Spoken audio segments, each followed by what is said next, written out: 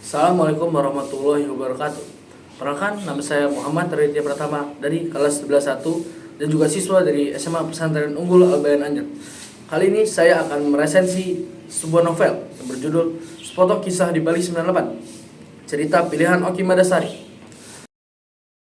Buku ini berisi tentang 4 tulisan yang dimuat oleh 4 penulis. Yang pertama adalah Gubah Nair. Yang kedua ada Katrina Retno, yang ketiga Agus Satriawan, dan keempat ada Ana Latifah. Buku ini adalah edisi dari cetakan pertama. Penerbit dari buku ini yaitu adalah PT Falcon Interaktif. Tahun terbitnya adalah sekitar tahun 2024. ISBN-nya itu 978-602-6714-90-9. Tebal buku sekitar 390 halaman.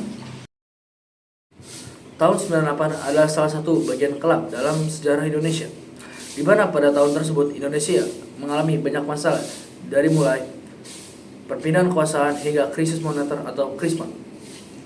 Pada tahun ini pun sebagian masyarakat Indonesia mengalami trauma berat akibat dampak yang terjadi pada tahun 98, dari mulai permasalahan ekonomi, rasisme, hingga kekerasan.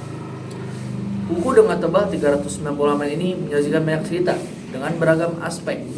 Oki Madasari selaku pemilik cerita ini tidak hanya melihat tahun 98 dari sudut pandang kesedihan saja. Ia melihat beragam emosi yang terpancar dalam tahun 98, dari mulai keberanian hingga ketakutan. Dalam buku ini terdapat 4 kisah yang dengan narasi yang penuh empati. Dimulai dari kisah dengan judul Rumah yang Sama, Pulang yang Beda, yang menceritakan sebuah keluarga dari 2 sudut pandang, yaitu seorang ayah dan anak yang mengalami trauma berat akibat insiden 98 ini. Selanjutnya, cerita yang kedua yang berjudul Ruat, yang berarti merubah atau memperbaiki, yang mengisahkan Satria, seorang mahasiswa yang ingin meruat negara ini melalui perjuangannya sebagai mahasiswa. Yang ketiga, cerita selanjutnya yang berjudul Ronda Tembok Cina, yang mengisahkan 3 pemuda yang melakukan ronda untuk melindungi tetangga mereka yang mengalami rasisme.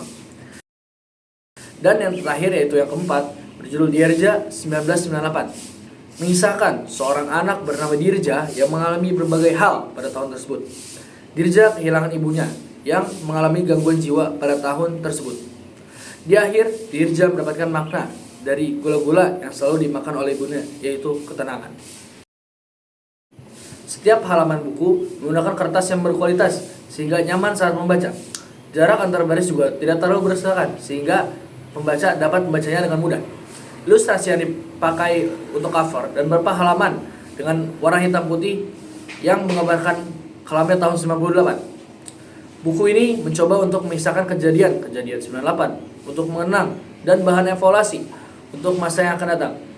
Bagi yang ingin mencari tentang sepotong kisah pada tahun 98 untuk riset yang lain, buku ini sangat cocok untuk Anda.